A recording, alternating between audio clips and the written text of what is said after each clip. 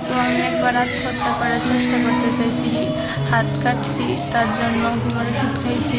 সে আমার বিবাহ করবে বলছিল, তার গার্জিয়ান, আমাদের গার্জিয়ান কথা বলছিল সমাধান দিবে, এটা একটা সমাধান দেয় না। তারপরে অনেকবার তার সাথে কথা বলার চেষ্টা করছি, সেও কথা বলে নেয়। আর ব্ল্যাক লিস্টে পালে দিত নাম্বার, আরও মানে করতো আর কি, অনেক বাজে ব্যবহার করতো আসলে। আর এর আগে আমার একাধিকবার সে কত বাহানা দিয়ে আমার জীব নষ্ট করছিল, আর এখন সে পরিচয় দেয় না। এখন আমি কী করবো আর বাইসে দেখে, সেজন্য আমি আত্মহত্যা করার চেষ্টা করি বারবার।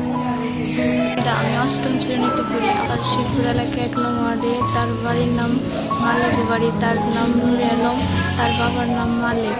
সে আমাকে প্রপোজ করছিল। এর আগে আমার মেয়ে ঘুমের ওষুধ যখন খাইছে তখন আমি মেডিকেলে নিয়ে আসছি, মেয়েরে আইনা চিকিৎসা দিছি, দিয়া সুস্থ না হইতে এই ছেলে আমাকে ফোন দিয়া সে বিভিন্ন ভয়ভীতি দেখে আমাকে এখান থেকে রাতারাতি নিয়ে গেছে, বলছে যে এটা একটা সমাধান দিব।